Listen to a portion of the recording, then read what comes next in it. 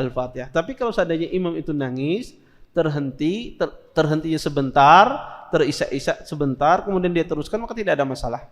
Tapi kalau terhentinya lama, ya berhentinya lama, ya 1 menit, 2 menit lama dia berhentinya, maka hendaknya dia ulang dari awal, itu lebih aman.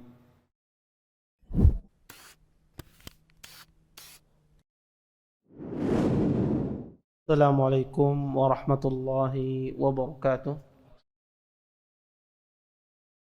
Innal hamdalillah nahmaduhu wa nasta'inuhu wa nastaghfiruh wa na'udzu billahi min shururi anfusina wa min sayyiati a'malina. May yahdihillahu fala mudilla lahu wa may yudlil fala hadiya lahu. Asyhadu an la ilaha illallah wahdahu la syarika lah wa asyhadu anna Muhammadan abduhu wa rasuluh. فإن أصدق الحديث كتاب الله وخير الهدي هدي محمد صلى الله عليه وسلم وشر الأمور محدثاتها وكل محدثة في الدين بدعة وكل بدعة ضلالة وكل ضلالة في النار أما بعد. Bapak-bapak, ibu-ibu, ikhwan dan akhwat yang senantiasa dimuliakan oleh Allah Subhanahu wa taala.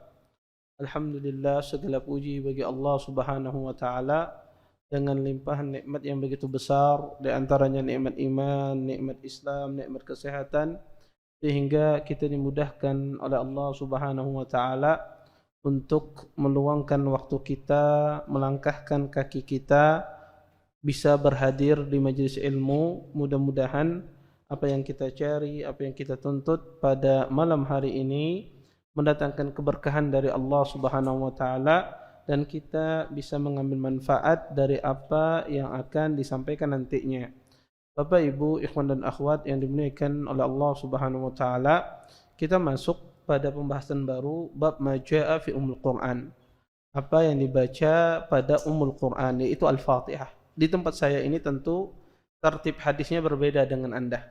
Yang Anda lewatin itu beberapa hadis, ada pembahasan bab ma jaa fi ummi al-Quran, ya, karena sebagaimana yang sering saya singgung, kitab Muwatta ini banyak riwayatnya, sehingga riwayat yang satu berbeda dengan riwayat yang lain. Di tempat saya bab majaa fi ummil Quran, apa yang dibaca di waktu ummil Quran, itu mungkin sekitar 3 hadis atau 4 hadis setelahnya. Baik.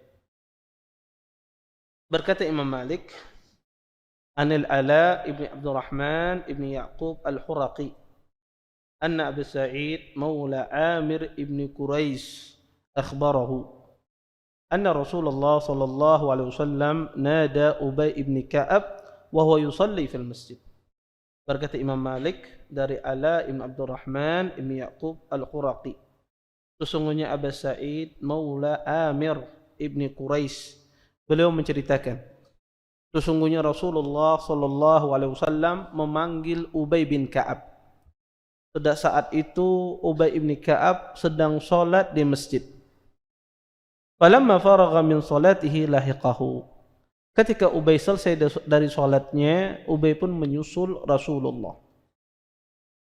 Qal fawada an-nabiy sallallahu alaihi wasallam yadahu ala yadi wa huwa yuridu an yakhruja min babil masjid. Kata Ubay, Nabi sallallahu alaihi wasallam meletakkan tangannya di atas tanganku, dan beliau pada saat itu ingin keluar dari pintu masjid. Tsumma qala inni la arju alla takhruj min babil masjid hatta ta'lam suratan ma unzilat fit Taurah wala fil Injil wala fil Furqan misluha. Kata Nabi SAW kepada Ubay, sesungguhnya aku berharap sebelum engkau keluar dari pintu masjid ini Ubay, kamu akan mengetahui sebuah surah yang mana surah ini tidak Allah turunkan semisalnya di Taurat, dan tidak Allah turunkan semisalnya di Injil, wala fil Furqani misluha, dan juga tidak ada di dalam Al-Quran yang semisal dengan surat ini. Qala Ubay, berkata Ubay ibni Ka'ab, faja'altu ubti'u fil mashi raja'an dhalik, thumma qultu ya Rasulullah as-surah allati wa'adtani. Kata Ubay, maka saya pun melambatkan berjalannya saya, mengharap agar Nabi mengasih tahu surah apa itu di dalam Al-Quran yang tidak ada semisalnya. Kemudian ketika hampir mau keluar, Ubay berkata, wahai Rasulullah, surah apa wahai Rasulullah yang engkau janjikan barusan sebelum kita keluar dari masjid? Kemudian Nabi pun berkata, kaifa taqra idza iftatahtas shalah. Kata Nabi, wahai Ubay, apa yang engkau baca ketika engkau membuka salatmu? Kemudian kata Ubay, faqara'tu alaihi alhamdulillahi rabbil alamin. Kata Ubay, saya membaca kalimat alhamdulillahi rabbil alamin, suratul Fatihah. Hatta ataitu al-akhiriha, sampai aku menyebutkan surah Al-Fatihah sempurna. Kemudian kata Rasulullah, hiya hadhi surah. Surah inilah, kata Nabi sallam, yang tidak Allah turunkan semisalnya di Injil, di Furqan, dan tidak ada Al-Quran sebanding dengannya. Surah di dalam Al-Quran yang tidak ada sebanding dengan surah Al-Fatihah. Kemudian kata Nabi, wahiyya sab'ul masani wal Qur'anul azim alladhi uti'tu. Dialah, kata Nabi, 7 ayat yang diulang-ulang, dan dia adalah Quran azim, bagian dari Quran yang mulia yang saya diberikan untuknya. Bapak Ibu, ikhwan dan akhwat yang dimuliakan oleh Allah Subhanahu wa taala,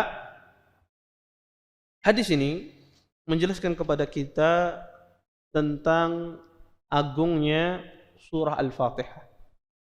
Kenapa?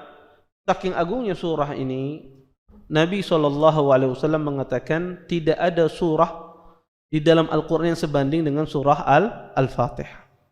Dan surah ini tidak akan kalian dapati ya ma'aninya, maknanya, baik itu di Taurat ataukah di Injil, yang merupakan kekhususan umat Nabi Muhammad SAW. Makanya sebagian ulama mengatakan a'zamu suratu fil Quran, surah yang paling agung di dalam Al-Quran adalah surah Al-Fatihah, sebagaimana dikatakan oleh ahlu tafsir. Dan dia dinamakan Sab'ul Masani. Surah Al-Fatihah juga dinamakan Sab'ul Masani, yaitu 7 ayat yang diulang-ulang. Ya, Sab'u itu 7, Al-Masani itu ayat yang diulang-ulang. Kenapa? Karena surah Al-Fatihah ini setiap kali kita sholat dan setiap rakaat di dalam sholat, kita selalu mengulang-ulang bacaan surah Al-Fatihah. Maka tidak ada rakaat di dalam sholat kecuali di situ kita membaca surah Al-Fatihah. Makanya dia disebut dengan Sab'ul Masani, 7 ayat yang dibaca terus berulang-ulang dalam sehari. Kemudian kata Al-Masani di dalam bahasa Arab bisa bermakna sesuatu yang diulang-ulang, juga bisa bermakna as-sana. Di situ ada pujian. Ya, maka kadang-kadang juga Sab'ul Masani 7 ayat yang di situ terdapat padanya pujian. Maka ini diantara penafsiran makna Sab'ul Masani. Bapak Ibu, ikhwan dan akhwat yang dimuliakan oleh Allah Subhanahu wa taala, Imam Malik rahimahullah taala membawakan hadis ini ingin menjelaskan pertama tentang keagungan surah Al-Fatihah. Kemudian yang kedua, Imam Malik ingin menjelaskan bahwasanya surah Al-Fatihah ini surah yang wajib dibaca di waktu salat. Maka salah satu rukun di dalam salat adalah membaca surah Al-Fatihah. Tidak sah salat seseorang kalau seandainya dia tidak membaca surah Al-Fatihah. Sebagaimana sabda Nabi, la salata liman lam yaqra bi Fatihatil Kitab.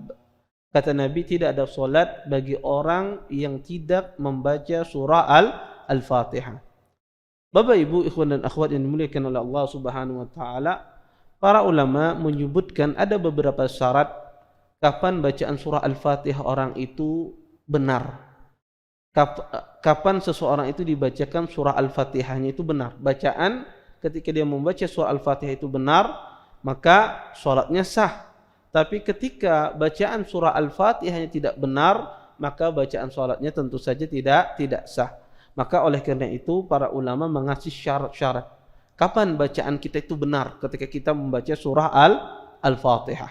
Di antara syarat pertama adalah, kata para ulama, seseorang dikatakan Al-Fatihahnya benar ketika di waktu sholat tidak terjadi kesalahan yang menyebabkan batalnya sholat. Kesalahan yang tidak ditolerir di dalam surah Al-Fatihah, ya, tentu ketika kita membaca Al-Quran itu ada pendek, ada panjang, ada mad, ada ahkam tajwid, ya, ada gunnah dan seterusnya. Dan juga ketika di dalam ilmu tajwid ada sifatul huruf, ya, ada hurufnya ditebalkan, ditipiskan, hurufnya hamas, hurufnya rakhawah, maka sifat huruf itu sangat banyak. Kemudian juga di dalam ilmu tajwid itu sangat luas sekali, ya, ada ketika seorang membaca kapan, ketika sakin itu, sukun itu zamannya berapa, muddahnya berapa dia berhenti, maka banyak sekali hukum-hukum tajwid di dalam membaca ilmu Quran. Tentu orang ketika sholat tidak semua orang itu pandai mengetahui semua hukum-hukum tajwid itu dengan secara terperinci. Maka butuh kita kapan seseorang itu dikatakan bacaan Al-Fatihahnya itu benar atau minimal sah sholatnya. Para ulama mengatakan sahnya sholat seseorang membaca Al-Fatihah, pertama dia tidak melakukan kesalahan, yaitu kesalahan yang tidak ditolerir di dalam membaca surah Al-Fatihah.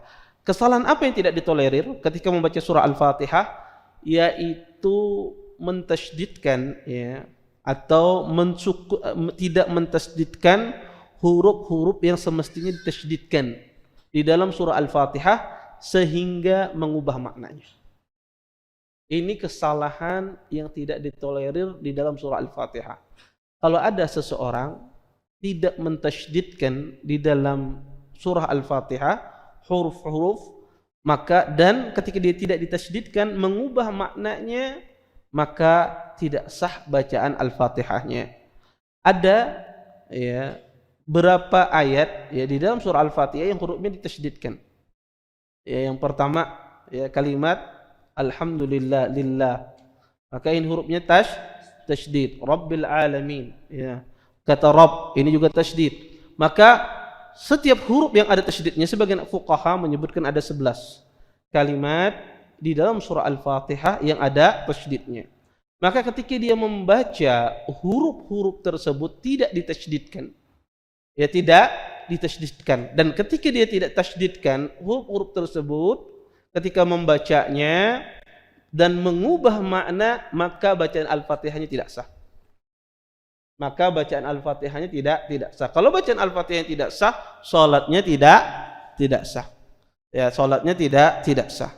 Dan ini pendapat yang paling kuat dari kalangan mazhab Abi Hanifah, bahwasanya yang tidak ditolerir itu adalah tidak mentasydidkan huruf-huruf sebagaimana huruf itu harus ditasydidkan, ya. Dan ketika tidak ditasydidkan mengubah makna, ya.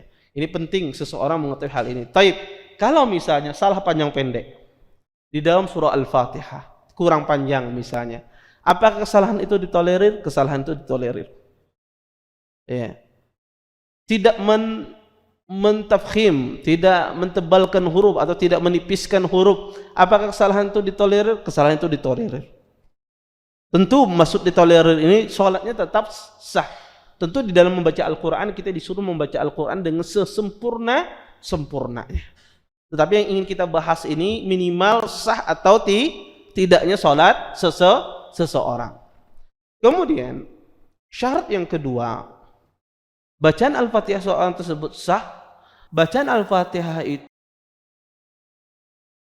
mualah itu adalah continue ketika seseorang itu membaca dari satu ayat ke ayat berikutnya. Kalau ada orang membaca misalnya alhamdulillahirabbil alamin misalnya, kemudian dia berdiam setumat, lawas badan, menghayal seterusnya, kemudian hanya ingat pulang ar-Rahmanir Rahim, waktu jeda yang lama antara satu ayat dengan ayat yang lain, maka ini tidak boleh.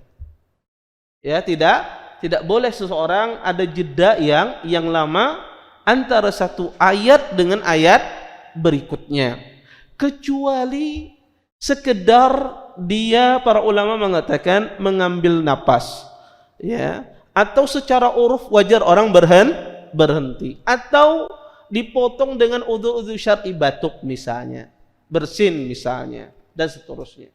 Maka hal ini tidak ada masalah kalau dipotong dengan hal-hal demikian. Maka kalau berhentinya lama, ya, Maka apa yang harus dilakukan? Contoh misalnya ketika dia mengucapkan Ar-Rahmanir Rahim misalnya. Kemudian tidak dia lanjutkan Malik Yaumiddin, dia berhenti. Ya. Ada sesuatu yang dipikirkan pas mengucap Ar-Rahmanir Rahim, ingat apa? Orang yang menipunya misalnya dalam salat. Akhirnya dia tidak melanjutkan. Dia diam, ya. Baru setelah itu dia ingat, oh, hanya Ar-Rahmanir Rahim, nah Malik Yaumiddin belum dibaca. Akhirnya dia lanjutkan membaca Malik Yaumiddin. Taib. Tentu kita katakan ini keliru. Terus apa yang harus dilakukan? Kalau orang berhentinya lama dari membaca surah Al-Fatihah, maka tidak boleh dia ulang dari sebelumnya. Harus dia ulang dari awal. Kalau sudah sampai separuh misalnya, dia membaca Iyyaka na'budu wa iyyaka nasta'in misalnya. Kemudian berhenti di sana, lama, tidak melanjutkan, baru setelah itu dia ingat, apa yang harus dia lakukan? Tidak boleh dia melanjutkan setelahnya, kecuali dia ulangi dari awal, dari Alhamdulillah. Kenapa? Karena kata para ulama, orang yang terputus Al-Fatihahnya, maka batal bacaan Al-Fatihahnya. Ketika dia batal bacaan Al-Fatihahnya, maka dia harus mengulang dari awal. Ya, bukan batal salatnya, tetapi batal bacaan surah Al-Fatihahnya. Ketika batal bacaan surah Al-Fatihahnya, maka dia harus mengulang dari awal, ya, dari awal. Maka ini penting seseorang ya memperhatikan hal ini. Kadang itu ada saja orang ketika membaca surah kadang berhenti ya dan seterusnya. Ya, maka jangan sampai dia berhenti yang begitu lama sehingga mengubah ya atau membatalkan bacaan surah Al-Fatihahnya. Kemudian di antara syarat yang ketiga ya membaca surah Al-Fatihah ini, ya surah Al-Fatihah itu benar bacaannya adalah tidak melakukan tankisul ayat. Ayatnya dibaca secara tertib, tidak beracak-acakan. Contoh misalnya dia baca Alhamdulillahirabbil alamin Ar-Rahmanir Rahim, seharusnya Malik Yaumiddin dia baca Iyyaka na'budu wa iyyaka nasta'in. Oh, ingat Malik Yaumiddin setelahnya.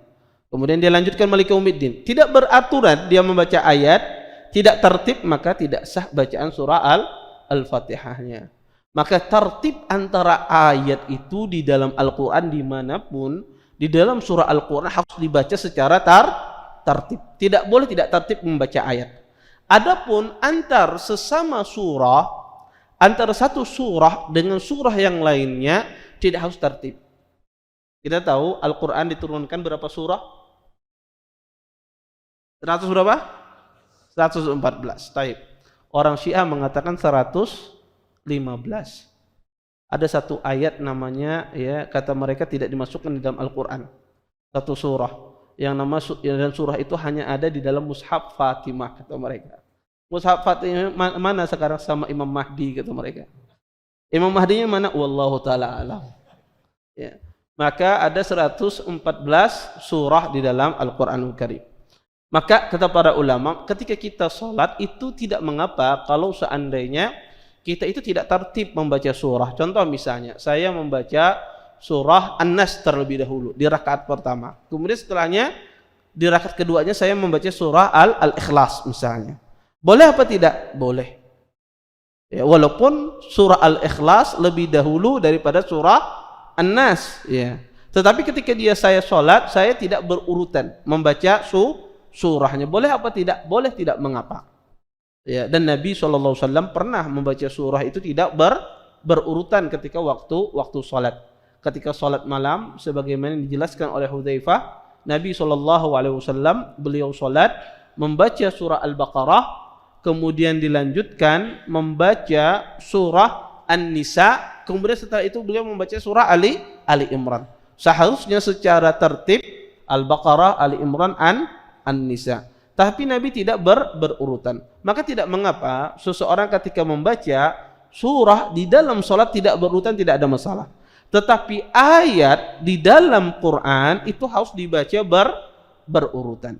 Ya, dibaca harus berurutan. Termasuk di dalam surah Al-Fatihah. Maka wajib seseorang membacanya berurutan. Kalau tidak berurutan, maka batal bacaan Al-Fatihahnya. Tidak sah bacaan surah Al-Fatihahnya. Kemudian, apakah disunnahkan bagi seseorang itu ketika membaca surah Al-Fatihah, apakah boleh dia mengulang-ulang bacaan Al-Fatihahnya? Contoh misalnya, saya sholat, kemudian di rakaat ketiga di sholat Isya saya baca surah Al-Fatihah. Kemudian imamnya kada ruku-ruku laos benar. Saya bingung, apa yang digawe ini? Baca Al-Fatihah sudah tuntung, tapi imamnya kada sing rukuan. Kemudian saya pikir ketimbang menghayal, bebek baca Al-Fatihah lagi diulangi. Taib. Apakah disunnahkan seseorang itu mengulang-ulang bacaan Al-Fatihahnya? Jawabannya adalah tidak ada sunnahnya seseorang itu mengulang-ulang bacaan Al-Fatihah. Kenapa? Karena Nabi SAW tidak pernah melakukannya dan juga tidak dilakukan oleh para sahabat Nabi SAW. Taib. Terus bagaimana hukumnya ini? Orang yang mengulang Al-Fatihah apakah itu bid'ah? Tidak bid'ah. Tetapi kita katakan perbuatan tersebut tidak pernah dicontohkan oleh Rasulullah SAW. Taib. Apakah sah solatnya? Seseorang yang mengulang-ulang bacaan Al-Fatihahnya pada satu rakaat di dalam solat, kita katakan sah bacaannya. Tidak ada masalah. Kenapa? Karena mengulang-ulang Al-Quran di dalam solat tidak mengapa. Ya, tidak mengapa. Taib. Kalau misalnya ulun lagu Ustaz teh, ya setelah pengen mengatakan membaca Al-Fatihah ini salah satu rukun di dalam solat, maka harus berhati-hati. Ada sebagian orang itu kena penyakit was-was. Saya pernah juga di WA. Ya, saya juga pernah di WA. Ya, pernah ketika menjelaskan masalah bacaan surah Al-Fatihah. Pas pian jelaskan bertambah was-was ulun Ustaz. Ya. Sehingga ulun wahini buju-buju melihat mulut ulun, ya. Ya, karena ada sebagian orang subhanallah ya, kita ingin memudahkan, dia menganggap menyusahkan, padahal sangat mudah, ya. Maka ada sebagian orang kadang-kadang itu dia misalnya ragu yang dia baca itu Al-Fatihahnya benar apa tidak. Kemudian dia ulang. Dia ulang atau dia tadi ragu apakah tadi dia selesai membaca Al-Fatihahnya atau tidak. Dan ini sering terjadi, ya, khususnya orang-orang ketika bangun dari tidurnya kemudian sembahyang masih agak ngantuk. Ketika membaca Al-Fatihah, dia bingung tadi tuntung ke Al-Fatihahnya kadakah? Ya, akhirnya pun dia ulang lagi bacaan Al-Fatihahnya. Boleh apa tidak? Boleh. Ya, ini boleh, tidak ada masalah. Tetapi yang mengulang disebabkan karena was-was dan semisalnya, ini dimakruhkan. Ya, ini tidak boleh. Ya, orang mengulang-ulang karena was-was dan semisalnya. Bapak Ibu, ikhwan dan akhwat yang dimuliakan oleh Allah Subhanahu wa taala. Terus bagaimana kalau seandainya orang tersebut tidak hafal surah Al-Fatihah? Sedangkan surah Al-Fatihah ini rukun di dalam salat. Kalau ada misalnya sebagian orang tidak hafal surah Al-Fatihah, bisa jadi ada anak kita diajari sembahyang pembabalnya luar biasa misalnya. Kemudian ya disuruh sembahyang kada mau. Ya. Kemudian orang tuanya tidak perhatian. Besar dia anak ini tidak hafal surah Al-Fatihah. Baik, orang yang tidak hafal surah Al-Fatihah sedangkan dia wajib membaca surah Al-Fatihah, apa yang dilakukan? Ya, orang yang tidak tahu atau orang yang mungkin tidak bisa menghafal. Hafalannya aja jelek sekali, tidak bisa menghafal, atau orang baru masuk Islam kemudian dia tidak memiliki hafalan tertentu tentang surah Al-Fatihah. Terus apa yang dibaca? Orang yang tidak hafal surah Al-Fatihah. Hal ini pernah terjadi pada masa Nabi SAW. Sebagaimana diriwayatkan oleh Abdullah bin Aufa, kata beliau, Ja'a rajulun ila Nabi sallallahu alaihi wasallam. Faqal, ya Rasulullah, inni la astati' akhudha syai'an min al-Qur'an fa'allimni ma yuzzi'uni. Kata Abdullah bin Abi Aufa, datang seorang laki-laki kepada Nabi sallallahu alaihi wasallam. Laki-laki ini pun mengatakan, wahai Rasulullah, saya tidak bisa membaca atau menghafal sesuatu dari Al-Quran. Fa'allimni, tolong ajari aku, kata sahabat ini. Kemudian kata Nabi sallam, Qul subhanallah walhamdulillah wa la ilaha illallah wallahu akbar wa la hawla wa la quwwata illa billah. Kemudian kata Nabi SAW, katakanlah, kata Nabi SAW, kalimat subhanallah, walhamdulillah, wa la ilaha illallah, wallahu akbar, wa la hawla wa la quwwata illa billah. Kemudian orang ini pun mengatakan, ya Rasulullah, hadza lillah famali. Kata orang ini, wahai Rasulullah, yang tadi yang kau ajarkan itu hanya untuk Allah aja berataan. Subhanallah, segala Allah itu maha suci. Alhamdulillah, ya pujian bagi Allah. La ilaha illallah, tidak Tuhan yang berhak disembah kecuali Allah. Allahu akbar, Allah maha besar. Wala hawla wala quwwata illa billah. Tiada daya, tidak kekuatan kecuali dari Allah. Kata orang ini semuanya untuk Allah ya Rasulullah. Itu untuk pujian, untukku mana? Bahasan bagianku ya di dalam zikir ya. Kemudian kata Nabi sallam, qul Allahumma ghfirli warhamni wa'afini wahdini warzuqni. Kemudian kata Nabi sallam, katakan Allahumma ghfirli, ya Allah ampunilah dosa-dosaku, warhamni, ya Allah berikanlah rahmat kepadaku, wa'afini, berikanlah afiah kepadaku, wahdini, berikanlah petunjuk kepadaku, warzuqni, dan berikan rezeki kepadaku. Maka hadis ini hadis yang hasan. Hadis ini hadis yang hasan insyaallah. Hadis ini hadis yang sangat agung sekali. Hadis ini mengatakan kepada kita ya, memberitakan bahwasanya kalau ada orang tidak bisa dia membaca surah Al-Fatihah akibat ada uzur-uzur tadi yang kita sebutkan tadi ya, orang besar atau orang yang sudah tua ya, kemudian baru belajar agama dan dia tidak bisa menghafal lagi ya, kada kawa lagi menghafal dagangan kawa, menghafal ayat kada kawa ya. Dia ada sebagian orang sudah kada kawa lagi apa, otaknya apa, konek sudah tua, sudah tidak bisa lagi ya. Kemudian apa yang harus dia katakan sedangkan dia ingin kembali kepada Allah subhanahu wa ta'ala. Maka kata Nabi SAW, katakan ya zikir ini, subhanallah walhamdulillah wa la ilaha illallah wallahu akbar wa la hawla wa la quwwata illa billah. Kemudian dia berdoa, Allahumma gfirli warhamni wa'afini wahdini warzuqni. Baik. Kalau seandainya ya Ustaz, dia bukan tidak hafal Al-Fatihah, dia tidak hafal sebagian surat, sebagian ayat saja. Sebagian ayat hafal sidin ini, tapi sebagian ayat sidin kada hafal. Ya, di sidin hafal ya Ustaz cuma alhamdulillahirabbil alamin arrahmanir rahim maliki yaumiddin, sudah. Sisanya sidin kada ingat lagi. Ya, sisanya sidin kada kawa menghafal lagi. Nah, kalau orang punya bacaan, sebagian bacaan, dan ini biasanya khususnya orang tua kadang-kadang yang sudah mulai hilang ingatannya. Ya, orang-orang tua kadang-kadang ya, orang kalau semakin tua sudah mulai apa? Hilang ingatannya. Mungkin kita punya abah, punya kakek dan semisalnya yang sudah mulai apa? Hilang ingatannya. Yang tersisa di otak sidin cuma apa?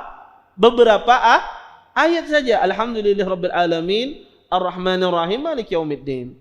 Apa yang harus dilakukan? Sidin kita suruh sembahyang atau apa? Maka kalau orangnya punya beberapa hafalan tersisa, beberapa ayat, maka baca hafalan yang tersisa tersebut. Tidak perlu dia ganti dengan zikir. Adapun dia ganti dengan zikir ini kalau dia tidak hafal sama sekali. Kalau dia tidak hafal sama sekali surah Al-Fatihah, maka dia ganti dengan zikir ini. Tetapi kalau sidin misalnya ada hafalan yang dihafal di kepala sidin, beberapa ayat di dalam surah Al-Fatihah, maka baca apa yang sidin hafal tersebut. Kemudian apakah digabungkan dengan zikir? Tidak perlu. Cukup dia membaca surah Al-Fatihah itu walaupun tidak sempurna, ya, walaupun tidak sempurna. Maka seperti itu pula orang yang baru masuk Islam. Orang yang baru masuk Islam, kemudian tentu dia sangat susah untuk menghafal surah Al-Fatihah sekaligus dalam satu waktu, maka butuh proses. Maka dia membaca apa yang dia hafal dulu. Dia hafal 2 ayat misalnya, alhamdulillahirabbil alamin arrahmanir rahim. Maka dia baca itu 2 ayat dahulu. Ya, nanti setelah itu dia hafal lagi, ditambah terus. Tetapi kalau tidak bisa sama sekali, maka dia mengganti surah Al-Fatihah ini diganti dengan zikir. Baik. Ustadz, sidin ini hafal surah Al-Fatihah lalu surah Al-Ikhlas. Ya, surah Al-Ikhlas itu sidin pasti kada pernah lupa. Ya, surah andalan. Ya. Pasti kada pernah lupa ya. Sama ya, itu andalan setiap orang surah Al-Ikhlas. Kalau imam lupa ditegur banyak pasti berubah surah Al-Ikhlas. Insyaallah aman. Ya, tidak akan diteror lagi oleh makmum belakang. Ya. Maka Sidin hafal beberapa ayat di dalam surah Al-Fatihah, tetapi juga hafal surah Al-Ikhlas. Apakah digabung ketika dia membaca posisinya membaca surah Al-Fatihah? Kita katakan tidak. Cukup dia membaca apa? Surah Al-Fatihah saja. Walaupun dia tidak hafal beberapa ayat tersebut. Taib. Kemudian, ya, boleh tidak? Saya tidak hafal surah Al-Fatihah, tetapi saya juga zikirnya tetapi hafal. Iya, karena zikir yang disebutkan tadi panjang, Ustaz. Ya, bagi orang yang mungkin baru masuk Islam itu susah dia menghafalnya, atau bagi orang yang sudah lupa ingatannya, nggak kuat hafalannya, maka susah dia membaca. Dia ingat sebagian zikir aja, boleh tidak dia mendatangkan zikir itu dengan makna subhanallah walhamdulillah wala ilaha illallah wallahu akbar, kelas. Dia mendatangkan dengan makna, boleh tidak? Maka kita jawabnya tidak boleh. Dia harus mendatangkan zikir itu sebagaimana yang diajarkan oleh Rasulullah SAW. Tidak boleh dia datangkan dengan makna. Artinya tidak sesuai dengan apa yang diajarkan oleh Rasulullah SAW. Nah, terus bagaimana kalau seandainya orang ini kada membaca Al-Fatihah kada hafal, membaca zikir apa kada kawa. Oh, iya. Membaca huruf Arab pun kada kawa, kada bisa. Hendak menyontek di waktu sholat kada kawa. Ya kada bisa membaca Arab. Terus apa hukumnya? Atau orang itu nggak bisa membaca sama sekali. Ada sebagian orang tidak bisa membaca. Dan dia tidak mampu menghafal Al-Fatihah, tidak mampu menghafal zikir. Terus apa yang dilakukan ketika sembahyang? Maka kalau orang itu tidak bisa membaca Al-Fatihah, tidak bisa membaca zikir yang diajarkan oleh Nabi, maka pendapat yang paling benar di kalangan para ulama, ketika di waktu takbiratul ihram dia berdiri dengan waktu seperti membaca Al-Fatihah. Maka kalau orang membaca Al-Fatihah itu kira-kira 2 menit, maka dia berdiri demikian. Di waktu sholat kira-kira sekitar 2 menit, tetapi membaca Al-Fatihah kada sampai 2 menit, mungkin 1 menit. Maka dia berdiri ya seukuran semacam itu. Kenapa? Karena berdiri itu rukun di dalam sholat. Kalau kita katakan tidak berdiri, maka langsung ruku dia, maka apa? Hilang rukun di dalam sholat. Karena di dalam sholat itu berdiri itu rukun tersendiri. Ya, oleh karena itu kata para ulama, pendapat yang paling benar, dan ini pendapat Imam Syafi'i rahimahullahu taala, bahwasanya kalau ada orang tidak bisa membaca surah Al-Fatihah dan tidak hafal zikir, maka dia berdiri sesuai dengan kadar surah Al-Fatihah tersebut. Ya. Maka setelah itu barulah dia ruku. Ya. Setelah itu barulah dia i'tidal, sujud, duduk di antara dua sujud. Maka ketika bangkit lagi berdiri, maka dia berdiri sesuai dengan kadar bacaan surah Al-Fatihah. Ya. Tidak lebih dari tidak kurang dari itu ya. Maka ini solusi bagi orang yang ya tidak bisa membaca surah Al-Fatihah dan lupa zikir tersebut. Dan ini biasanya khususnya hal ini sering terjadi pada orang yang tua, sudah mulai pikun. Mulai hilang ingatannya tidak hilang. Kalau pikun, jelas orang pikun itu tidak ada kewajiban sholat.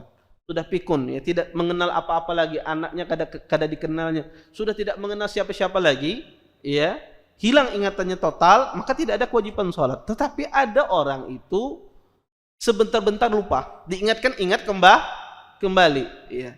Misalnya, ya ada orang, ya, "Kamu siapa?" "Ulu anaknya." "Oh iya, ikam anakku." Ya. Kadang-kadang ada orang lupa, sudah mulai tua, sudah mulai ada gejala-gejala mau ke arah ke sana. Nah, ini kadang-kadang kondisinya demikian. Dia lupa membaca Al-Fatihah. Dikasih Al-Quran, membaca di dalam sholat kada kawa sidin. Ya, kenapa? Sudah kada tahu lagi cara membaca huruf Arab, padahal bisa sebelumnya. Ya. Kenapa? Ini sudah gejala-gejala dia, tetapi orangnya masih energik. Ya, kalau diingatkan masih ingat. Ya. Kadang dia ingat, tapi lupa bacaan sholat, lupa bacaan cara membaca Al-Quran. Nah, orang-orang semacam ini, apakah masih ada sholat? Masih ada sholat selama ingatannya masih bagus ya. Maka disuruh dia untuk sholat. Kalau dia lupa bacaan Al-Fatihah, lupa bacaan zikir, tidak mengerti zikir yang diajarkan, maka dia berdiri sesuai dengan kadar bacaan surah Al-Fatihah ya. Berdiri sesuai dengan kadar bacaan surah Al-Fatihah. Wallahu taala a'lam. Baik. Berkata Imam Malik, an Abi Nu'aim wa huwa Ibnu Kaisan, annahu sami'a Jabir ibn Abdullah yaqul, man shalla rak'atan lam yaqra fiha bi ummil Qur'an falam yusalli illa wara al-imam. Berkata Imam Malik dari Abi Nu'aim wa huwa Ibnu Kaisan, sesungguhnya beliau mendengar Jabir ibn Abdullah berkata, barang siapa solat satu rakaat dan dia tidak membaca Ummul Quran, yaitu tidak membaca Al-Fatihah, falam yusalli, maka janganlah dia solat kecuali di belakang imam. Hadis ini, athar ini ya, menjelaskan kepada kita tentang masalah pertama ya, bacaan surah Al-Fatihah. Menunjukkan bahwasanya bacaan surah Al-Fatihah ini wajib dibaca ketika seorang itu munfarid, ketika seorang itu sholatnya sendirian, maka wajib membaca surah Al-Fatihah. Ketika dia sholat berjamaah, maka terjadi khilaf di kalangan para ulama, dan ini juga sering sudah kita jelaskan. Ketika orang itu sholat berjamaah, apakah dia wajib membaca surah Al-Fatihah? Maka ulama hampir sepakat, kalau sholat berjamaah, sholatnya yang sirriyah, berjamaahnya sirriyah, yang tidak terantap, tidak dikeraskan, maka hampir ulama sepakat wajib membaca Al-Fatihah. Seperti sholat zuhur, asar, satu rakaat terakhir di sholat maghrib, dan 2 rakaat terakhir di sholat isya. Hampir ulama sepakat wajib membaca surah Al-Fatihah. Yang terjadi perselisihan adalah di waktu sholat jahriyah, di waktu sholat yang dikeraskan bacaannya. Maka ini khilaf panjang lebar, tidak akan pernah selesai khilaf ini. Saya katakan tidak akan pernah selesai. Siapapun yang membahasnya tidak akan pernah selesai. Karena setiap perkataan memiliki dalil, dan setiap pendapat itu punya bantahan terhadap pendapat satu dengan yang lainnya. Maka tidak akan pernah selesai. Karena ini khilaf yang sangat panjang. Ya, khilaf yang sangat panjang di kalangan para ulama, bahkan sebagian ahlul ilm menulis khilaf ini tentang masalah wajib membaca Al-Fatihah atau tidak di sholat jahar. Itu ada tulisan kurang lebih sekitar 300 sampai 400 halaman. Cuma sekedar dia menyebutkan dalil masing-masing. Ya, tidak akan pernah selesai. Saya katakan tidak akan pernah selesai membahas tentang masalah ini. Tetapi kalau kita ingin berhati-hati, wajib membaca Al-Fatihah. Kalau orang ingin berhati-hati, ihtiyat. Ya. Tetapi kalau seandainya dia yakin tidak wajib, ya sudah tidak membaca Al-Fatihah di sholat jahriyah. Nah, para ulama mengatakan, para ulama yang mewajibkan membaca Al-Fatihah ini, mereka mengecualikan Al-Fatihah yang wajib dibaca tentunya di sholat jahriyah. Mereka mengecualikan pada keadaan seseorang itu masbuk. Ketika orang itu masbuk, misalnya dia mendapati imam sedang ruku, ya, mendapati imam sedang ruku di dalam sholat berjamaah. Kalau dia membaca Al-Fatihah, maka orang ini tidak mendapatkan satu ruku bersama imam. Keburu imamnya naik ke iktidal.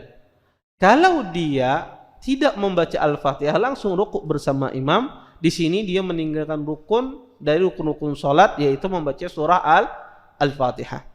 Para ulama mengatakan orang yang kondisinya masbuk mendapati imam sedang ruku, kalau membaca Al-Fatihah tidak mungkin, ya, apa yang harus dilakukan? Maka kita katakan kalau dia mendapati imam sedang ruku, maka dia langsung ruku bersama imam. Apakah dia dapat 1 rakaat? Maka dia mendapatkan 1 rakaat. Apa dalilnya? Dalilnya adalah hadis Wabisah ibni Ma'bad, bahwasanya ada seorang sahabat Nabi SAW, ya, hadis Abi Bakrah, seorang sahabat Nabi SAW yang ruku duna saf, yang ruku sebelum saf. Ya, sahabat ini ruku sebelum masuk saf, ya. Jadi imamnya ruku, dia di ujung pintu masjid dia sudah ruku. untuk mengejar tertinggalan. Kemudian dia berjalan sampai menuju imam. Ya, maka setelah selesai sholat, ia ditegur oleh Nabi SAW. Siapa tadi? Man raka'a duna shaf. Kata Nabi, siapa yang ruku tadi sebelum masuk shaf? Kata Abu Bakar, saya wahai Rasulullah. Kata Nabi SAW, la ta'ud. Jangan engkau ulangi lagi. Nabi tidak menyuruh dia menambah 1 rakaat, tetapi Nabi hanya mengatakan jangan engkau ulangi. Artinya perbuatan yang dia lakukan itu sholatnya benar, tidak ada masalah. Ya, tetapi jangan diulangi lagi. Ya, artinya kalau seandainya ada orang sekarang di sini ruku sebelum masuk shaf, boleh apa tidak? Kita katakan dia menyelisih sunnah, tapi sholatnya sah apa tidak? Sholatnya sah. Atau sebagian orang mungkin mendengar imamnya Allahu Akbar dari rumahnya ruku misalnya. Jalan dia ke masjid. Baik. Ini tentu tidak sah. Kenapa? Karena tidak masuk masjid. Ya, tidak masuk masjid. Maka di sini syahidnya dari hadis ini, peristiwa ini, Nabi SAW tidak menyuruh sahabat yang mulia ini untuk apa? Menambah 1 rakaat. Dia ketinggalan surah Al-Fatihah. Maka di sini para ulama mengambil kesimpulan dikasih ya uzur seseorang yang sedang sholat mendapati imam masbuk, kemudian dia rukuk bersama imam tanpa membaca Al-Fatihah, dia mendapatkan 1 rakaat. Pada asalnya Al-Fatihah itu dibaca. Wallahu taala alam. Taib. Di sini ada tambahan di dalam hadis saya, ya di dalam kitab saya, mungkin di tempat Anda tidak ada. Berkata Imam Malik, annahu balaghahu anna Abu Hurairah radhiyallahu taala anhu kana yaqul, man adraka raq'ah faqad adraka as-sajdah, wa man fatathu qira'atu ummul Qur'an faqad fatahu khairun katsir. Kata Imam Malik, telah sampai kepadaku sesungguhnya Abu Hurairah pernah berkata, barang siapa mendapatkan 1 rakaat, ya, maka dia telah mendapatkan sajdah, mendapatkan sujud. Artinya mendapatkan salat. Wa man fatathu qira'atu ummul Qur'an. Wa man fatathu qira'atu ummul Qur'an, dan barang siapa tertinggal bacaan ummul Qur'an faqad fatahu khairun katsir. Maka sungguh bagi dia terlewatkan kebaikan yang banyak. Baik. Di sini Imam Malik rahimahullah taala mengatakan telah sampai kepadaku dari Abu Hurairah. Ini yang disebut dengan balaghat. Balaghat itu Imam Malik menyampaikan balagani telah sampai kepadaku. Maka kalau ada semacam ini di Muwatta balagha, maka ini menunjukkan sanadnya terputus. Sanadnya terputus karena tidak sampai kepada Imam Malik. Ya. Tetapi sanad-sanad yang terputus semacam ini disambung sanadnya oleh Imam Ibn Abdul Bar di dalam kitabnya As-Tamhid. Jadi kalau misalnya Anda dapati semacam ini, annahu balaghahu telah sampai kepadaku, kata Imam Malik, ini tidak ada sanadnya Imam Malik kepada Abu Hurairah, karena Imam Malik tidak bertemu dengan Abu Hurairah. Tetapi Ibn Abdul Bar menyebutkan sanadnya secara bersambung di dalam kitabnya At-Tamhid. Maka akan Anda dapati sanad ini bersambung di dalam kitab At-Tamhid, syarah kitab Al-Muwatta. Di sini Imam Malik menukil perkataan Abu Hurairah, bahwasanya kata Abu Hurairah, barang siapa mendapatkan ruku bersama imam, pastilah dia mendapatkan sajdah. Maksudnya sajdah ini pastilah dia mendapatkan 1 rakaat di dalam salat. Kemudian kata beliau, wa man fatathu qira'atu ummul Qur'an faqad fatahu khairun katsir. Barang siapa yang terlewatkan membaca ummul Qur'an, yaitu surat Al-Fatihah, maka dia kehilangan kebaikan yang banyak. Apa yang maksud dengan kebaikan yang banyak di sini? Karena orang kalau tidak membaca Al-Fatihah, pertama dia tentu pasti akan ketinggalan takbiratul ihram bersama imam. Ya, ketinggalan takbiratul ihram bersama imam. Dan disebutkan dalam sebagian hadis ada fadilah seseorang yang mendapati takbiratul ihram bersama imam. Yang kedua, dia akan ketinggalan ta'min, aminnya para malaikat. Karena dalam surah Al-Fatihah, ya, fa innal malaikatu, ya, kata Nabi sallallahu, man wafaqa ta'minahu ta'minal malaikah ghufira lahu ma taqaddama min dhanbi. Barang siapa aminnya berbarengan dengan aminnya para malaikat ketika dia dalam salat, maka Allah ampuni dosa yang telah lalu. Maka kita setelah imam membaca amin disuruh kita juga membaca amin. Kalau amin kita berbarengan dengan aminnya para malaikat, maka dosa-dosa kita diampuni oleh Allah. Maka orang ketinggalan Al-Fatihah bersama imam, maka ketinggalan kebaikan yang banyak ini, ya, dari ampunan dosa, ya, dari ampunan dosa ketika dia berbarengan dengan membaca amin. Inilah yang dimaksudkan oleh Abu Hurairah, fatahu khairun katsir. Orang ini hilang baginya kebaikan yang banyak, karena di dalam surah Al-Fatihah banyak sekali fadilah.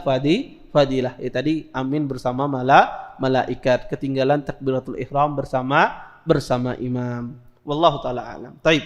Ini mungkin yang bisa saya sampaikan, mudah-mudahan bermanfaat. Kalau ada yang bertanya, tafadhal silahkan. Kalau tidak ada, kita tutup.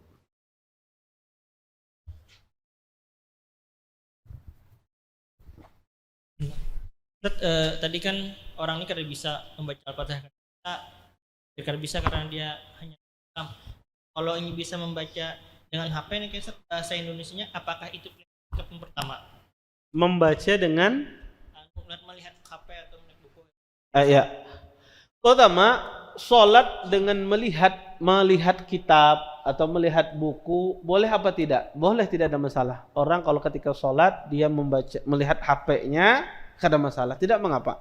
Dia di HP-nya ada Al-Quran, kemudian dia baca dari Al-Quran tersebut, tidak ada masalah. Ya, maka diperbolehkan.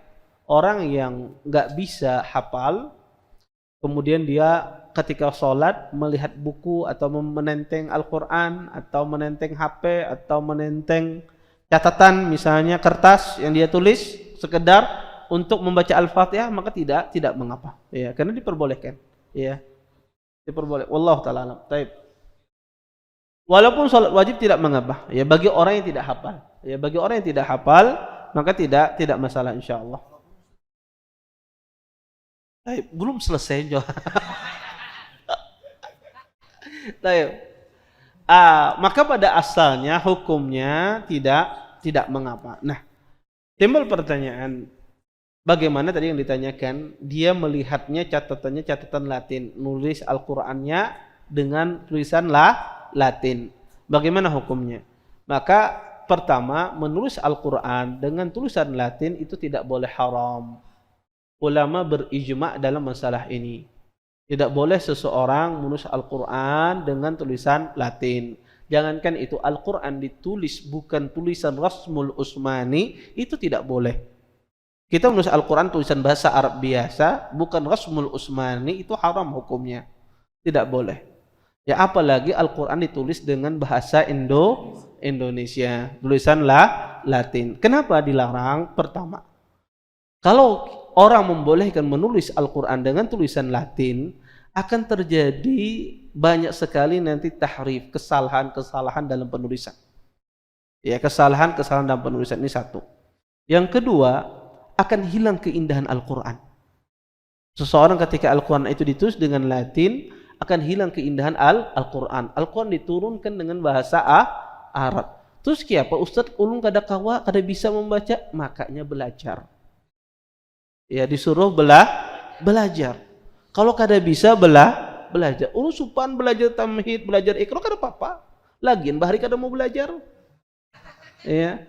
Ya, maka dia harus belajar. Ya, harus dia belajar membaca, memaksa dirinya untuk belajar. Maka tidak boleh ditulis dengan tulisan Latin. Baik. Kalau misalnya ada orang menuliskan lain saya menuliskan, misalnya ada buku, ya, kemudian dia ambil buku tersebut, bukan perbuatannya, boleh tidak dia baca? Boleh sebetulnya. Misalnya ada buku Quran terjemahan, bukan dia yang nulis, ya, orang lain nulis, kemudian dia baca dari sana, misalnya, boleh tidak? Ya boleh, tidak masalah, karena bukan perbuatannya. Tapi kalau dia sendiri yang nulis, maka tidak boleh. Kalau itu tidak boleh, berarti apa yang dia baca, sebagaimana kita jelaskan tadi, kalau dia hafal zikirnya, dia membaca zikir. Kalau seandainya tidak hafal sama sekali kedua-duanya, maka dia berdiri sesuai dengan kadar bacaan surah Al-Fatihah. Wallahu ta'ala alam. Baik.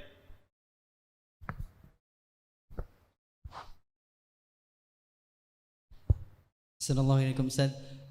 Tadi kan syarat pembacaan surah Al-Fatihah itu harus muala. Nah, jika terjadi imamnya misalkan membaca surah Alhamdulillahirabbil alamin, Maliki Yaumiddin, tetapi nya tuh ngulangnya pas Ar-Rahmanir Rahim gitu, Ustaz. Jadi apakah itu sah? Yang pertama, bacaan Al-Fatihah. Setelah itu bagaimana sikap kita jika sholat tersebut Al-Fatihah itu tuh kada sah? Nah, itu aja, Ustaz. Ya, pertama, jika seandainya imam itu ya membaca alhamdulillahirabbil alamin kemudian loncat ya maksudnya ayatnya loncat kemudian dia mengatakan malik yaumiddin ya, maka ini sebetulnya dia tidak mentankis, tidak memutar ayat, tapi kelupaan. Kalau kelupaan dia ada masalah dia mengulangi dengan kata Ar-Rahmanir Rahim. Tetapi tankis itu dia membaca malik yaumiddin kemudian dia Ar-Rahmanir Rahim setelahnya. Ini tankis namanya. Ya, alhamdulillahirabbil alamin yang seharusnya Ar-Rahmanir Rahim dia baca Malik Yaumiddin terlebih dahulu. Kemudian baru setelahnya Ar-Rahmanir Rahim. Ini tankis membalik. Ini batal bacaannya. Dia harus mengulang dari awal. Tetapi kalau keloncatan satu ayat, maka dia ulang sebelum keloncatan tersebut. Ya semacam itu. Wallahu taala alam. Baik.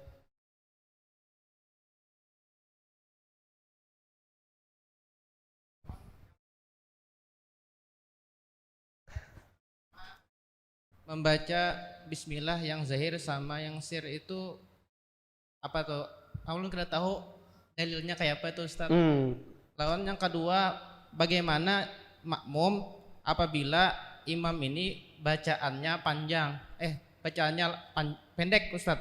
Misalkan kan waladhdallin amin baca surah Al-Ikhlas sedangkan kita sebagai makmum belum selesai membaca surah Al-Fatihahnya, itu bagaimana Ustaz? Iya. Syukran. Iya. Jazakumullah khairan atas pertanyaannya. Pertama, apa hukumnya? Kadang sebagian imam itu menjaharkan bacaan basmalah, sebagian lagi mensirkan bacaan basmalah. Pertama, ada khilaf memang masalah ini, tetapi yang benar adalah basmalah itu tidak dijaharkan, tetapi disirkan. Apa dalilnya? Dalilnya adalah hadis Anas. Kata Anas, "Shallaitu khalfan Nabi sallallahu alaihi wasallam wa Abu Bakrin wa Umar wa Utsman kulluhum la yadharuna bi bismillahirrahmanirrahim." Kata Anas, saya salat di belakang Rasulullah, di belakang Abu Bakar, di belakang Umar, di belakang Utsman, arba' sinin, selama 4 tahun. Kata Anas, semuanya mereka tidak menjaharkan bacaan bismillah. Dalam sebagian riwayat la yaqra'una bismillahirrahmanirrahim, tidak membaca bismillah, artinya tidak dikeraskan bacaan bismillahnya. Hadis ini hadis yang sahih. Oleh karena itu menjaharkan basmalah tidak disunnahkan. Sunnahnya adalah dipelankan. Taib. Kalau misalnya ada sebagian imam khususnya di negara kita bermadhab Syafi'i, yang mana madhab Syafi'i melihat bahwasanya basmalah itu dijaharkan, dikeraskan ketika membaca, baik itu membaca surah Al-Fatihah ataukah dia membaca surah setelah surah Al-Fatihah. Maka kita katakan kalau ada orang menjaharkan ini tidak ada masalah. Ya. Apakah batal sholat? Tidak batal. Tetapi kita katakan afdalnya adalah dia pelankan. Kalau dia jaharkan ya tidak mengapa. Ya, taib. Apakah kita yang tahu semacam ini menjaharkan Ustadz? Tentu dilihat kondisinya. Kalau di masjid sunnah, di masjid yang mengerti, tidak perlu Anda menjaharkan. Untuk apa Anda menjaharkan? Oh, untuk mengajar yang lain paham. Ya, ngerti dia bahwasanya sunnahnya tidak dijaharkan. Tetapi mungkin di masjid yang lain, di masjid yang mungkin kalau Anda tidak menjaharkan orangnya membawa parang. Ya, maka dia menganggap salatnya tidak sah, bacaannya panjang, ya kada baca basmalah pulang jinya. Karena ada sebagian orang berkeyakinan apa? Tidak sah bacaan surah Al-Fatihah kalau tidak dijaharkan bacaan basmalahnya. Nah, di masjid-masjid semacam itu Anda jaharkan bacaan basmalah. Kenapa? Untuk menghilangkan fitnah ya. Sehingga karena ada sebagian masyarakat tidak paham, maka dijaharkan bacaan basmalah. Tapi kalau masjid orang yang mengerti tentang masalah sunnah, maka bukan faqih seseorang apa menjaharkan bacaan basmalahnya semacam itu. Kemudian masalah yang kedua adalah imam yang bacaan surah setelah Al-Fatihahnya pendek. Selalu baca kulhu dan surah An-Nas misalnya. Dan kita tidak sempat selesai terus membaca apa? Al-Fatihah. Maka seperti apa? Kalau kita tidak selesai baca Al-Fatihah, kita rukuk bersama imam, tidak ada masalah. Rukuk bersama imam ya. Walaupun kita tidak sempat, maka seberapa dapatnya kita rukuk bersama imam. Dan biasanya imam semacam ini imam favorit biasanya. Ya, kalau sekedar membaca surah Al-Ikhlas atau surah-surah yang pendek. Wallahu taala alam. Taib. Ini ada pertanyaan lewat media sosial. Taib. Di sini ada lagi yang bertanya? Oh enggak. Oh banyak. Taib, silakan. Itu dulu kemudian di sini ya. Assalamualaikum warahmatullahi wabarakatuh. Ya. Jazakallah khairan Ustaz atas penjelasannya tadi. Cuman yang ingin saya tanyakan masalah tadi sudah dijelaskan masalah lupa, masalah pikun dan lain sebagainya. Yang ingin saya tanyakan bagaimana sholatnya orang yang tunarungu. Tunarungu itu apa? Bisu tuli. Tuli. Bisu tuli. Oke. Yang pertama. Terus yang kedua bagaimana atau adakah cara atau solusi untuk mendakwahi yang tunarungu ini kakak?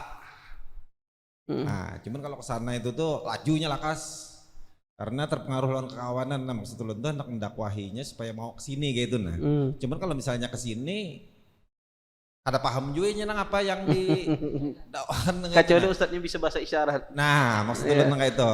Adakah solusinya untuk mereka-mereka yang tunarungu itu kayak gitu nah. Jazakallah khairan Ustaz. Baik. Ya, jazakumullah khairan atas pertanyaannya. Pertama tentang masalah orang bisu seperti apa dia membaca Al-Fatihahnya. Maka dia berusaha, orang bisu dia bisa melapaskan, maksudnya menggerakkan lidahnya. Maka dia menggerakkan lidahnya membaca Al-Fatihah walaupun tidak keluar. Tetapi dia menggerakkan bacaan lidahnya, maka itu sudah cukup. Ya sudah cukup. Dan Allah tahu apa yang dia ucapkan. Allah mengetahui apa yang dia ucapkan, maka dia gerakkan lisannya. Kemudian yang kedua, bagaimana mendakwahi orang tunarungu? Diajak ke orang sunnah tapi kada paham. Maka sebetulnya mungkin cari di sini mungkin ada ikhwan profesional bisa menerjemahkan kadang-kadang. Mungkin cari ikhwan yang bisa menerjemahkan. Datang ke sini bawa kebuncu sananya ribut berdua, nggak ada masalah. Karena masalah hanya menjelaskan di tempat khusus ya di ujung dijelaskan ini kan apa-apa. Ya, yang penting ada yang bisa menjelaskan. Ya mungkin kalau ada ikhwah di sini menjelaskan, maka itu jazakallah khair yang membantu sebagian saudara kita yang memiliki keterbatasan untuk mengenal sunnah. Kalau Anda pribadi tidak bisa. Ya dan tidak ada waktu juga untuk mempelajarinya ya. Ya mungkin teman-teman yang sudah punya pengalaman itu bisa ya Allah taala alam. Taib. Assalamualaikum Ustaz. Waalaikumsalam warahmatullahi wabarakatuh. Izin bertanya terkait tadi yang masalah orang tua yang udah pikun, terus kan beliau nggak bisa baca Al-Fatihah lagi sama zikirnya juga sering-sering lupa. Itu kan harus berdiri ya selama beberapa menit. Kalau misalnya juga berdiri nggak bisa, duduk nggak bisa, apakah solusinya seperti apa? Yang kedua di luar tema sedikit, untuk berdoa itu mengangkat tangan itu pada saat yang seperti apa sih Ustadz? Kan ada yang mengangkat tangan, ada yang enggak gitu. Yang seperti apa yang dianjurkan seperti itu? Terima kasih jazakallah. Iya, jazakumullah khair atas pertanyaannya. Pertama tentang masalah orang yang pikun. Sekali lagi saya katakan orang yang pikun betul-betul hilang ingatannya, tidak ada kewajiban salat. Kalau orang betul-betul hilang ingatannya, karena Nabi SAW mengatakan rufi al-qalamu an salasah, anin naimi hatta yastaykit wa anil majnuni hatta yafiq. Kata Nabi SAW, diangkat pena itu dari 3 hal. Ya. Pertama kata Nabi SAW, anis saghir hatta yakbur, dari orang kecil sampai dia besar, dari orang tidur sampai dia terbangun, dan dari orang gila sampai dia sadar. Artinya orang yang hilang akalnya sama sekali tidak tahu apa-apa lagi, maka tidak ada kewajiban sholat. Tetapi yang kita bahas adalah masih ada ingatannya, diingatkan tahu dia, Nah ini orang ini masih ada kewajiban sholat. Nah orang semacam ini tidak bisa berdiri, tidak bisa sholatnya duduk, dia bisanya cuma berbaring, maka sholat dalam kondisi berbaring. Selama ingatannya masih ada, sholat dalam kondisi berbaring. Kayak berbaringnya maka tidak ada masalah. Berbaring kemana saja tidak ada masalah. Yang penting wajahnya menghadap kiblat. Entah itu ketika dia bangun wajahnya di depan kiblat, atau dia behereng itu apa bahasa Indonesianya? Bemiring wajahnya menghadap kiblat. Kalau dia di sini depannya kiblat, maka dia semacam ini. Atau dia semacam ini dari sana berbaring, kemudian kalau dia dibangunkan wajahnya langsung menghadap kiblat. Kedua-duanya boleh ya. Yang penting wajah itu menghadap kiblat. Entah cara dia bertelantang ya, kemudian kalau dibangunkan dia wajahnya menghadap kiblat, atau dia dengan cara bermiring tidurnya kemudian menghadap kiblat. Kalau kada bisa juga dengan cara bermiring, dengan cara berbaring kada kawa ya, tentu berbaring bisa ya, tentu berbaring bisa. Karena keadaan orang tidur itu kalau nggak berbaring itu bermereng semacam itu. Maka diarahkan ke arah kiblat. Nah permasalahannya kalau seandainya dia tidak bisa menggerakkan badannya semua, tidak bisa menggerakkan badannya, cuma sekedar isyarat saja.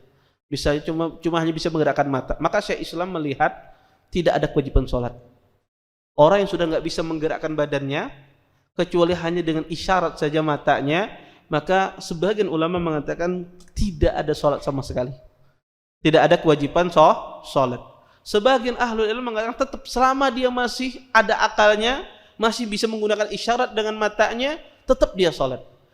Dan ini khilafnya sangat kuat dan tidak ada dalil dalam masalah ini. Tidak ada dalil dalam masalah ini. Maka kalau seandainya kita melihat sidin ternyata sangat susah sekali untuk sholat, dan biasanya orang yang sudah tidak bisa menggerakkan apa-apa kecuali isyarat mata dan biasanya sudah hilang ya, banyak yang hilang. Tapi kalau masih ada ingatannya dan kita lihat orang ini sudah kondisinya lemah, maka insya Allah sholat tidak mengapa. Ya, tidak ada lagi kewajiban taklif untuk sholat. Kemudian masalah dalam membaca mengangkat tangan ketika berdoa, apa kaidahnya, apa dhawabitnya, kapan kita mengangkat tangan, kapan kita tidak. Kaidahnya adalah asalnya di dalam berdoa itu mengangkat tangan. Asalnya di dalam berdoa itu mengangkat tangan, itu adab di dalam berdoa. Tetapi kita tidak mengangkat tangan di tempat di mana Nabi SAW tidak mengangkat tangan ketika berdoa. Contoh misalnya ketika seseorang makan kita berdoa membaca bismillah. Sunnahnya Nabi tidak pernah mengangkat tangan, berarti kita tidak mengangkat tangan. Kemudian ya ketika misalnya di dalam sholat, ya Nabi SAW misalnya berdoa di dalam sholatnya di waktu tasyahud akhir, Nabi SAW berdoa, maka di situ Nabi tidak mengangkat tangan, maka kita tidak mengangkat tangan. Ya tidak mengangkat tangan.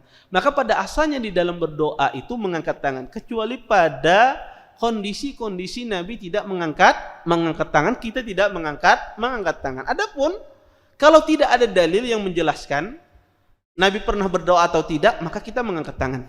Contoh, kata Nabi SAW bahwasanya di antara adzan dan iqamah itu ada doa yang tidak tertolak. Taib. Tidak ada dalil yang menjelaskan sahabat meriwayatkan Nabi berdoa di antara dua. Ada secara qauli ada. Secara perkataan ada doa kata Nabi, tetapi tidak ada secara hadis yang meriwayatkan perbuatan Nabi berdoa, sehingga kita tidak tahu apakah Nabi mengangkat tangan atau tidak mengangkat tangan ketika berdoa di antara dua adzan. Maka pada asalnya mengangkat tangan. Kenapa? Karena asalnya di dalam berdoa adalah mengangkat tangan, semacam itu. Nah, ulun bagaimana Ustaz tidak tahu ya di sini Nabi tidak mengangkat tangan, ini kada dibaca hadisnya. Ya harus dibaca hadisnya ya, harus, atau bertanya dengan Ustaz ini ketika Nabi di sini mengangkat tangan apa tidak? Ya kata Ustaz tidak, ya tidak, kita tidak mengangkat tangan semacam itu. Allah taala alam. Baik. Ini ada pertanyaan. Bismillah, assalamualaikum warahmatullahi wabarakatuh. Ustaz, mengerjakan sholat malam sendiri-sendiri dengan alasan lebih khusyuk, ataukah sholat malam dilaksanakan berjamaah bersama suami istri, manakah yang lebih afdal? Jazakallahu khairan wa barakallahu fik. Maka kedua-duanya sunnah, dilaksanakan sendiri-sendiri sunnah, dilaksanakan berjamaah sunnah. Nabi kedua-duanya pernah dilakukan oleh Rasulullah. Nabi pernah berjamaah sholat malam, Nabi pernah sendiri. Maka ini kembali mana yang lebih enak bagi kita? Saya lebih khusyuk Ustaz sholat bersama istri, maka tidak ada masalah. Oh saya lebih khusyuk sholatnya sendirian, apang bini ulun kalau ulun panjang bacaannya merajuk setelahnya misalnya, maka sholat sendiri ya. Maka tidak ada masalah. Taib. Assalamualaikum Ustaz, apakah pahala sholatnya orang masbuk jauh lebih kecil dari tidak masbuk? Iya, orang yang masbuk tentu pahalanya lebih kecil dibandingkan orang yang datang di awal sholat, karena dia banyak mendapatkan fadilah. Taib. Assalamualaikum Ustaz, bagaimana dengan imam yang membaca surah Al-Fatihah sambil nangis-nangis sehingga terstop membaca Al-Fatihah sekian waktu? Sebetulnya jarang pang imam itu menangis membaca surah Al-Fatihah, tapi kadang-kadang itu biasanya pas membaca surah tertentu kemudian nangis, berlanjut ketikanya membaca surah Al-Fatihah. Tapi kalau seandainya imam itu nangis, terhentinya sebentar, terisak-isak sebentar, kemudian dia teruskan, maka tidak ada masalah. Tapi kalau berhentinya lama, ya 1 menit, 2 menit lama dia berhentinya, maka hendaknya dia ulang dari awal, itu lebih aman. Baik. Ustadz, bolehkah seorang makmum membaca surah Al-Fatihahnya duluan dibandingkan imam? Karena imam terlalu lama membaca doa iftitah atau istiftah. Boleh seorang makmum itu membaca Al-Fatihah lebih dulu daripada imam. Karena di dalam dzikir qauli, dzikir yang sifatnya berupa perkataan, seorang makmum boleh mendahului imam kecuali 1 dzikir. Kecuali 2 dzikir, yaitu takbiratul ihram tidak boleh didahului perkataannya, yang kedua adalah salam. Adapun selain itu, zikir-zikir di dalam salat yang sifatnya perkataan, itu boleh makmum mendahului imamnya. Membaca Al-Fatihah boleh ingin mendahului imamnya. Ya, kemudian zikir di waktu rukuk misalnya, dia membaca lebih dahulu daripada imamnya tidak mengapa. Tetapi 2 zikir yang tidak boleh dia dahului adalah takbiratul ihram dan salam imam. Maka ini tidak boleh seorang makmum mendahului imamnya. Wallahu taala alam. Ya, saya kira cukup ya pertemuan kali ini. Kita tutup dengan doa kafaratul majelis. Subhanallahumma bihamdika asyhadu an la ilaha illa anta astaghfiruka wa atubu ilaik. Assalamualaikum warahmatullahi wabarakatuh.